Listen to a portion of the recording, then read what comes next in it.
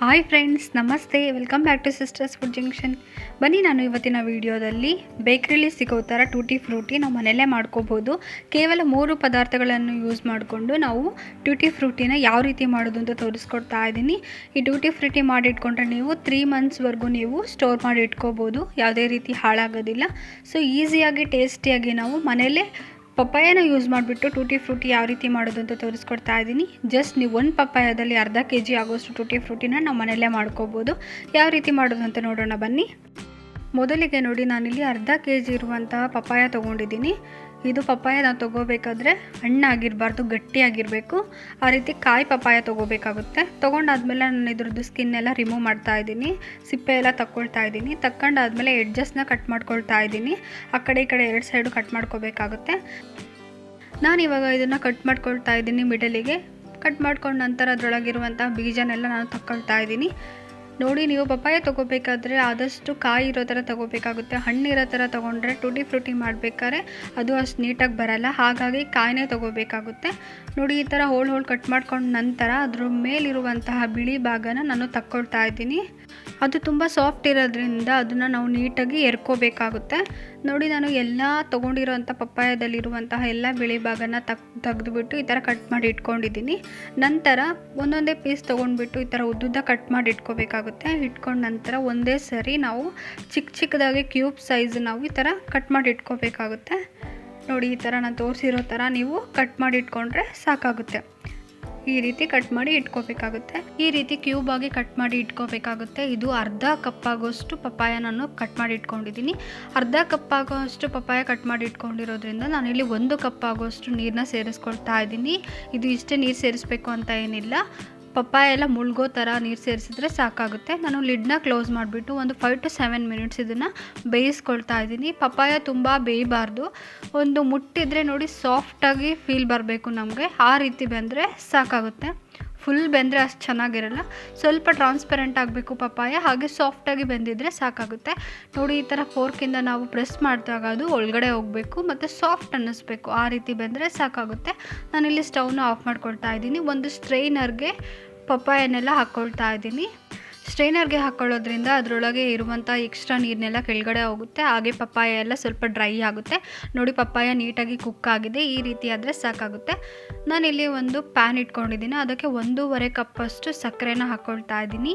ಅದೇ ಮೆಷರ್ಮೆಂಟಲ್ಲಿ 1.5 ಕಪ್ ಆಗೋಷ್ಟು ನೀರನ್ನ ಹಾಕ್ಕೊಳ್ತಾ ಇದ್ದೀನಿ. ಸಕ್ಕರೆ ಎಷ್ಟು ತೊಗೊಂಡಿರ್ತೀವೋ ನೀರನ್ನೂ ಅಷ್ಟೇ ಹಾಕ್ಕೋಬೇಕಾಗುತ್ತೆ.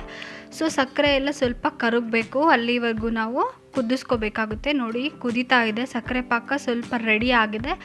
ಈ ಮೂಮೆಂಟಲ್ಲಿ ನಾನು ಬೇಯಿಸ್ಕೊಂಡಿರೋಂಥ ಪಪ್ಪಾಯನ ಹಾಕ್ಕೊಳ್ತಾ ಇದ್ದೀನಿ. ಸೊ ಹಾಕಿದ ನಂತರ ನೀಟಾಗಿ ಮಿಕ್ಸ್ ಮಾಡ್ಕೋಬೇಕಾಗುತ್ತೆ ಒಂದ್ಸರಿ.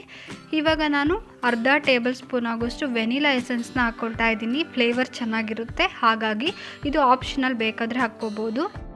ನಾನಿಲ್ಲಿ ಮೀಡಿಯಮ್ ಫ್ಲೇಮ್ನಲ್ಲಿ ಒಂದು 15 ನಿಮಿಷಗಳ ಕಾಲ ಪಪ್ಪಾಯನ ಬೇಯಿಸ್ಕೊಳ್ತಾ ಇದ್ದೀನಿ. ಸಕ್ಕರೆ ನೀರೆಲ್ಲ ಪಪ್ಪಾಯಗೆ ಹಿಡ್ಕೋಬೇಕು, ಅದು ಸ್ವೀಟ್ನೆಸ್ ಬರುತ್ತೆ.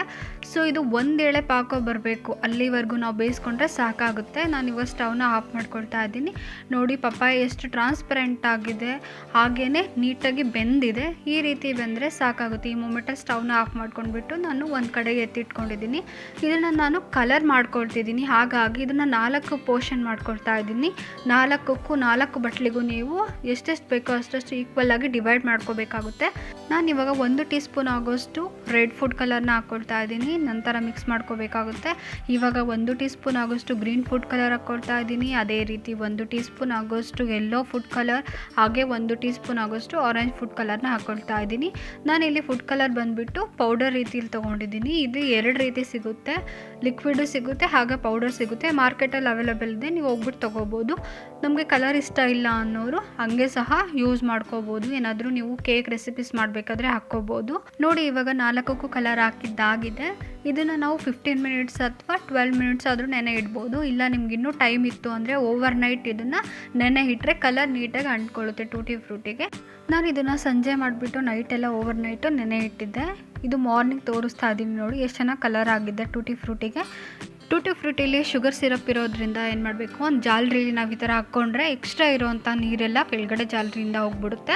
ನಾನು ಇಲ್ಲಿ ಟಿಶ್ಯೂ ತೊಗೊಂಡಿದ್ದೀನಿ, ಅದ್ರ ಮೇಲೆ ನಾನು ಟೂಟಿ ಫ್ರೂಟಿ ಹಾಕ್ಕೊಂಡ್ಬಿಟ್ಟು ಮೇಲ್ಗಡೆ ಒಂದು ಟಿಶ್ಯೂ ಹಾಕ್ಕೊಂಡ್ಬಿಟ್ಟು ಪ್ರೆಸ್ ಮಾಡ್ತಾ ಇದ್ದೀನಿ. ಏಕೆಂದರೆ ಎಕ್ಸ್ಟ್ರಾ ಇರೋವಂಥ ಶುಗರ್ ಸಿರಪ್ ಎಲ್ಲ ಟಿಶ್ಯೂಯಲ್ಲಿ ಬಂದುಬಿಡುತ್ತೆ. ನೋಡಿ ಟೂಟಿ ಫ್ರೂಟಿ ರೆಡಿ ಆಗಿದೆ. ಸೇಮ್ ಬೇಕ್ರಿಲಿ ಸಿಗೋ ಥರನೇ ನಾವು ಮನೇಲಿ ಮಾಡ್ಕೋಬೋದು. ಬೇಕ್ರಿಲೆಲ್ಲ ಸಿಗೋ ಥರ ಕಲರ್ಫುಲ್ ಆಗಿರುತ್ತೆ ಅಲ್ವಾ ಟೂಟಿ ಫ್ರೂಟಿ, ಹಾಗಾಗಿ ಕಲರ್ ಹಾಕ್ಕೋಬೋದು. ನೀವು ಕಲರ್ ಇಷ್ಟಪಡದೇ ಇರೋರು ನೀವು ಹಂಗೇ ಪಪ್ಪಾಯನ ಶುಗರ್ ಸಿರಪಲ್ಲಿ ಬೇಯಿಸ್ಕೊಂಡ ನಂತರ ನೀವೇನಾದರೂ ರೆಸಿಪಿ ಮಾಡಿದ್ರೆ ಹಾಕ್ಕೋಬೋದು. ನಾನು ಇವತ್ತಿನ ವಿಡಿಯೋದಲ್ಲಿ ತೋರಿಸಿರೋಂತಹ ಪಪ್ಪಾಯನ ಯೂಸ್ ಮಾಡಿಬಿಟ್ಟು ನಾವು ಎಷ್ಟೊಂದು ಟೂಟಿ ಫ್ರೂಟಿ ಮಾಡ್ಕೋಬೋದಲ್ವಾ. ತುಂಬ ರೆಸಿಪೀಸ್ ಮಾಡ್ತೀವಿ, ಕಪ್ ಕೇಕ್ ಮಾಡ್ತೀವಿ, ಕೇಕ್ ರೆಸಿಪೀಸ್ಗಾಗಿರ್ಬೋದು. ಇದೇ ರೀತಿ ತುಂಬ ರೆಸಿಪೀಸ್ಗೆ ಯೂಸ್ ಆಗುವಂತಹ ಟೂಟಿ ಫ್ರೂಟಿ ಯಾವ ರೀತಿ ಮಾಡೋದು ಅಂತ ತೋರಿಸ್ಕೊಟ್ಟಿದ್ದೀನಿ. ಈ ವಿಡಿಯೋನ ನೋಡೋರು ಹೊಸಬ್ರಾಗಿದ್ದರೆ ಪ್ಲೀಸ್ ನಮ್ಮ ಚಾನಲನ್ನು ವಿಸಿಟ್ ಮಾಡಿ. ನಾವು ತುಂಬ ರೆಸಿಪೀಸ್ನ ಅಪ್ಲೋಡ್ ಮಾಡಿದ್ದೀವಿ. ನಿಮಗೆ ರೆಸಿಪಿ ಇಷ್ಟ ಆಗಿದ್ದರೆ ಪ್ಲೀಸ್ ಲೈಕ್ ಮಾಡಿ, ಹಾಗೆ ಕಮೆಂಟ್ ಮಾಡಿ, ಸಬ್ಸ್ಕ್ರೈಬ್ ಮಾಡೋದನ್ನ ಮರಿಬೇಡಿ. ಹಾಗೆ ಪಕ್ಕದಲ್ಲಿ ಇರುವಂಥ ಬೆಲ್ ಐಕಾನ್ನ ಕ್ಲಿಕ್ ಮಾಡೋದ್ರ ಮೂಲಕ ನಾವು ಹಾಕುವಂಥ ಹೊಸ ಹೊಸ ರೆಸಿಪಿಗಳ ನೋಟಿಫಿಕೇಷನ್ ನಿಮಗೆ ತಕ್ಷಣ ಬರುತ್ತೆ. ಪ್ಲೀಸ್ ಅದನ್ನು ಕ್ಲಿಕ್ ಮಾಡ್ಕೊಳ್ಳಿ. Thanks for watching.